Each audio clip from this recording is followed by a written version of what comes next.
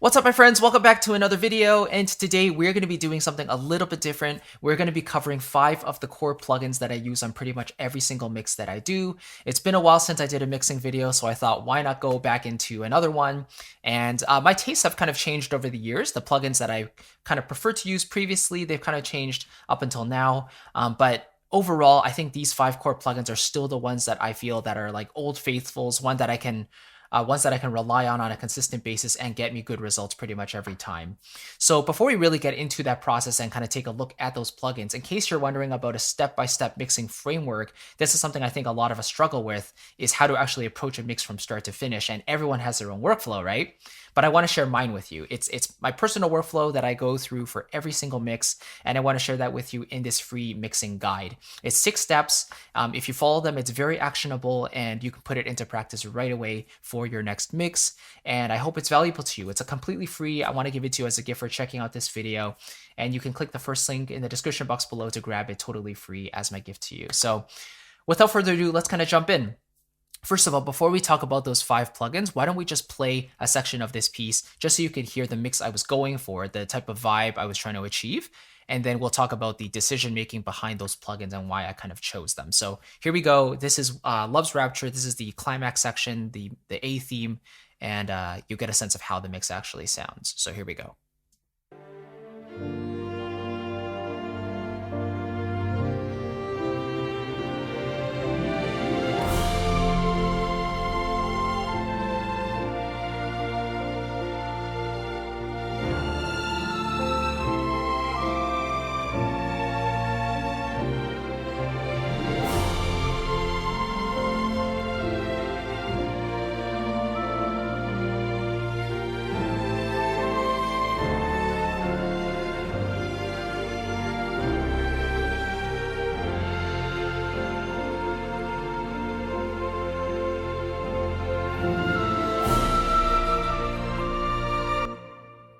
Okay, so let's stop there. So first of all, let me just give you a quick disclaimer up front and say that a poor arrangement or a poor orchestration will not fix a mix. That the arrangement itself is kind of the stage where you're taking those instruments and applying them to the different parts of your piece. So if you have a poor arrangement, if the distribution isn't balanced and it doesn't sound, full and rich just from the arrangement itself, then it's very difficult to fix that problem in the mix. So this is assuming that the arrangement is one that you're happy with and one that actually feels balanced. The different frequency areas in the frequency spectrum are being covered, right? And they're being accounted for, and making sure you have those different instruments that specialize in those specific frequency areas. So once we get that down, then we're talking more about balancing, right? Mixing is really all about balance, making sure that the instruments sound cohesive together, adding specific processing to make it all come together in a really natural and beautiful way. Especially with orchestral music, we're trying to, most of the time, maintain a kind of a natural feel, unless it's like a trailer track or something like that. But let me go into the mixer window and kind of show you these 5 plugins. So the very first one that I use essentially every single time is an EQ or equalizer, okay? And the EQ that I choose for my mixes is the Pro Q2. Now the Pro Q3 is also an upgraded version of the Pro Q2, but for my purposes, I just like to use the Pro Q2. I basically do some notching, I do some bumping up, notches up and down, or I take some away as needed. But generally the EQ's purpose is to either bring up certain frequencies in the mix that are maybe a little bit too low, or vice versa, maybe take away some frequencies that are maybe offending that sound, that are overloading a specific area in the sound, and removing them so it feels a little cleaner overall. And so generally what I'm doing for these orchestral instruments is, because a lot of them are recorded in a room that has a lot of low end rumble, I'm usually applying a high pass filter to these EQs, allowing the high frequencies to pass through, but kind of eliminating the lower ones, because those ones can really easily muddy up the mix over the course of many instruments being played at the same time. So you see, here's a high pass filter, here's a high pass filter. You see that same amount being rolled off there, about 114 hertz, rolling that off, just making sure the low end, unnecessary low end, is being taken care of. So yes, let me see what happens actually if I solo this, these instruments here. So we just hear those. And let's also turn off the EQs and then turn them back on, okay? So let's have a listen. Okay,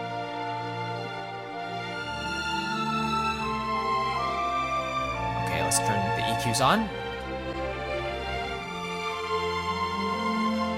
Off. On. Off. On.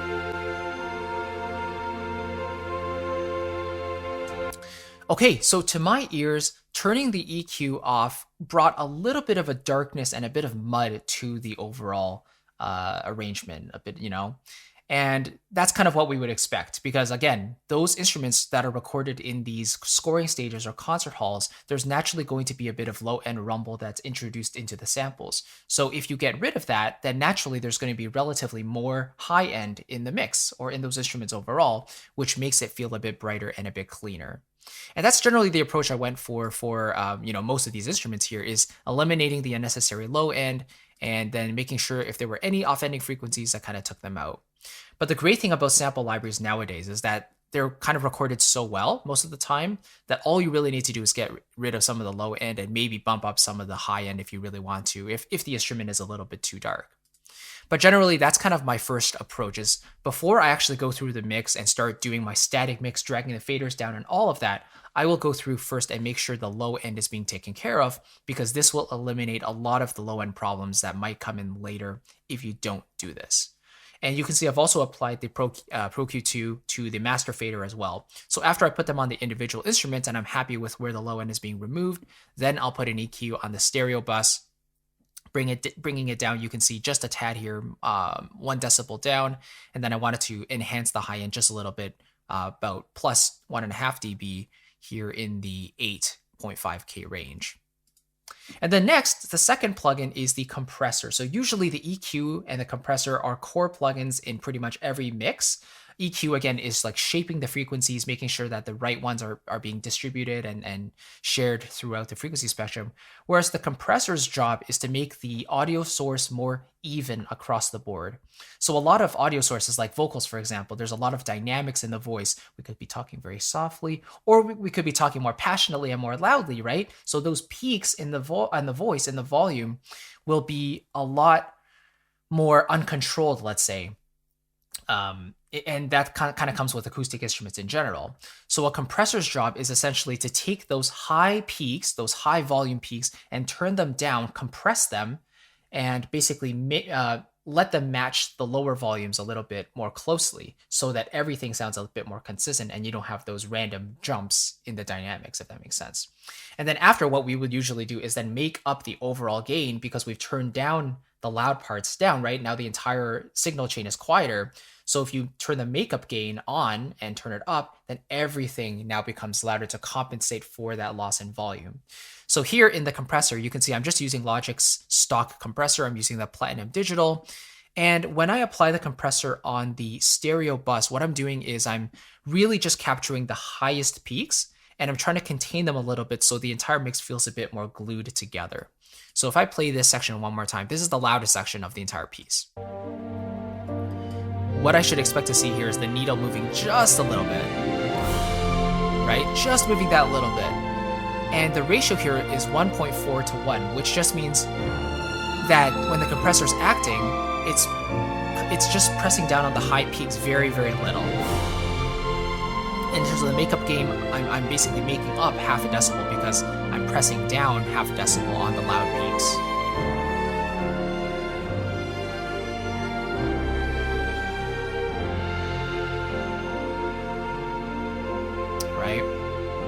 So whenever you have a compressor on the stereo bus, you generally don't really want to make it super hard and super active. It's more like it's just a gelling agent, or it's making the entire mix feel a bit more cohesive overall. So that's my second core plugin, is the compressor. And yeah, don't worry about like fancy ones. You really don't need them. Honestly, the ones in your DAW are probably good enough for most purposes. Then the third plugin I use is Greg Wells MixCentric, okay? And this is one of those one knob plugins that you can just load into your DAW, and all you do is turn the knob up and down and it just applies some magic. And yeah, you could call this lazy, you could call this, oh, you don't know what you're doing, but hey, I like the results that it produces, and I'm happy with that. You know, I don't claim to be a mixing engineer or mastering engineer. I basically do what I need to get the result I'm looking for, and this plugin helps me kind of get there. So again, let's kind of compare. We'll turn it off first, then we'll turn it on and see what difference it makes. Here we go.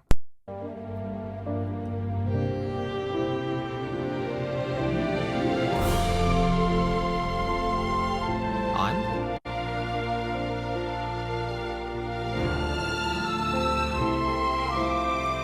Off. On.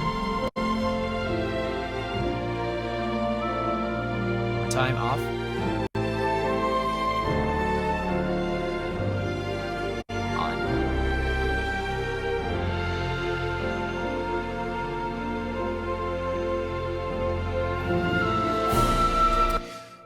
So to my ears, it has quite a big difference, you know, and this is just at the 10 o'clock position, you know, of this knob. And yeah, the entire plugin is applying EQ. It's applying compression, like we just talked about. There's also some saturation and you know, other effects that are going on under the hood. But it's a really cool plugin, and I use it on 90% of mixes just as a bit of a sweetener. And to me, the entire mix just kind of opens up a bit. There's a bit of a clarity there that wasn't present before. And yeah, I just like to apply this bit of fairy dust on the mixes that I do with this plugin. So it's super cool. It's a Waves plugin called MixCentric, and it's intended to go on the mix bus, usually as the last or second to last plugin before your limiter. All right, so that's plugin number 3. Usually you want to start from 0, kind of turn it up until you hear it making a difference. Naturally, it will be a bit louder as well, so you want to turn the output gain down to compensate for that as well. Okay, then plugin number 4 is East-West Spaces 2. And this plugin is a reverb plugin. So the hall that I usually choose is the San Francisco hall, you know, front mics, 3.4 second tail. And I basically treat it as a send. So I'll open a separate auxiliary track here in options, create new channel strip, and then I will load that plugin onto it. I'll choose my preset, turn the wetness all the way up to dry all the way down. And then whatever instruments I feel like are a bit too dry, then I will send that to the plugin and then blend in the plugin bit by bit through the send knob here, you can see. So let's see, if we just solo up, let's say maybe we'll just take the strings here. Yes, we'll solo those up. Let's turn off the sends for now. Let's have a listen here.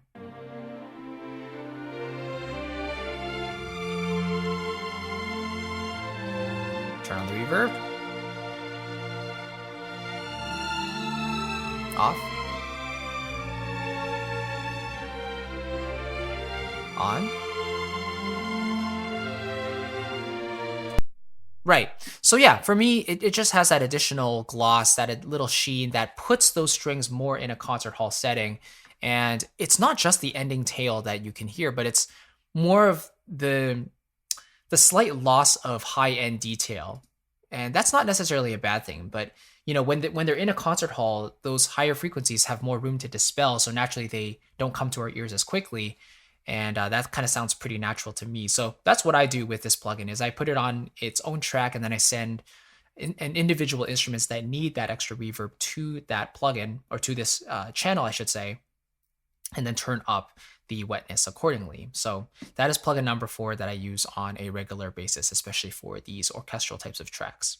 And then 5th and finally is the Ozone Elements plugin. I'm currently using Ozone 9.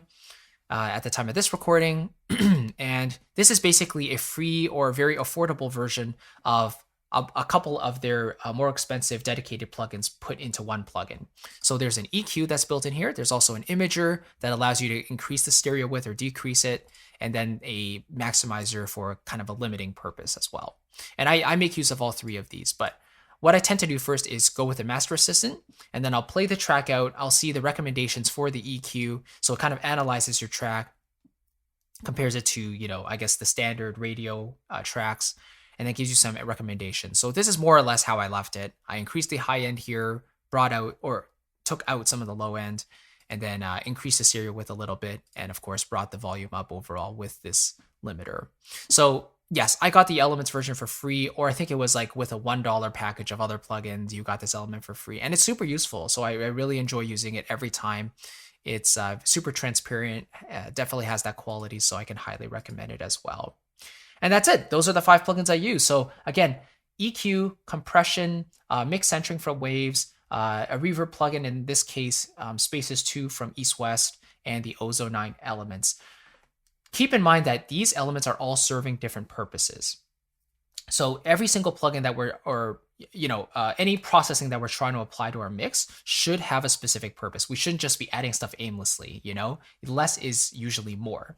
So the EQ does something very different compared to the compressor, which does something different compared to the sweetener plugin, MixCentric. Spaces is for reverb, right? And then Ozone is more of a limiter and mastering type of thing. But everything you use should have an intention and a deliberate use. So just keep that in mind. And I'd love to hear maybe what plugins you like to use on your own tracks. If you do your own mixing for your tracks, let me know what your favorite plugin is and why you like to use it. I'd love to hear your thoughts on that as well. And again, if you're looking for a step-by-step workflow on how to actually take a mix from start to finish, from the initial balances all the way to the polished master, I want to share my personal method with you through this completely free guide I call the Mixing. I think it's like 6 steps to mixing, basically. And again, it's the workflow that I follow for every single mix that I do from start to finish, and it served me really well over the years, and I want to give that to you as well, totally free. So if you want to click the first link in the box below, you can grab it at your convenience, and it's my gift to you for checking out this video today. So thank you again for watching. I appreciate it. I'll catch you in the next one, and take care. Bye-bye.